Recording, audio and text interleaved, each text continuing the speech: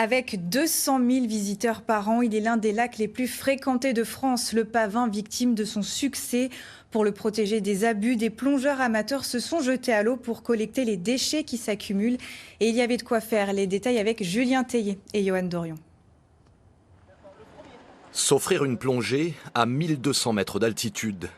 Sur la berge du lac Pavin, une vingtaine de plongeurs amateurs d'Issoire, Clermont et Ambert se préparent à affronter le froid. Mais ce matin, la bonne surprise, l'air est plus frais que l'eau. Ça va les gars? Nickel. Elle est bonne? Surprenante. En surface, elle est bonne. Ce qui est rare au Pavin. C'est des conditions plus simples que ce qu'on peut avoir des fois, même en été, où on a de l'eau à 4 degrés. Donc oui, là, aujourd'hui, c'est ce qu'on regardait avec les premiers plongeurs qui sont partis. Donc l'eau, elle est à 15 en surface, jusqu'à 8 mètres en dessous. Tout de suite, la température chute. J'ai Paul et Jean-Baptiste qui partent. Ouais. C'est bon pour moi, en face. En face? Ouais, là, c'est bien. Eh ben, tout à l'heure. Donc là, il est 18h14. C'est parti pour 1 heure sous l'eau maximum, pour le plaisir et surtout pour la bonne cause. Les plongeurs vont ramasser les déchets qui s'entassent au fond du lac.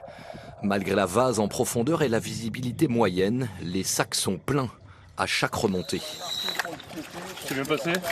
Quand on jette un détritus par terre, on le voit, on le constate, on le ramasse.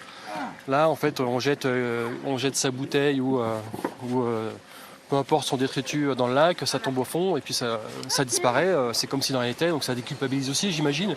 L'idée, c'est aussi de sensibiliser un peu les randonneurs, les touristes qui profitent de ce lac, de se rendre compte que c'est pas parce qu'on le jette dans l'eau et qu'on le voit plus qu'il est plus là. Les détritus remplacent les poissons dans les eaux du lac Pavin, victimes des abus de ces 200 000 visiteurs annuels. Des belles plongées à faire, mais à refaire pour finir dépolluer tout, parce qu'on n'a pas le temps de tout faire aujourd'hui. Pas découragés, les plongeurs prévoient de renouveler chaque année leur mission dépollution.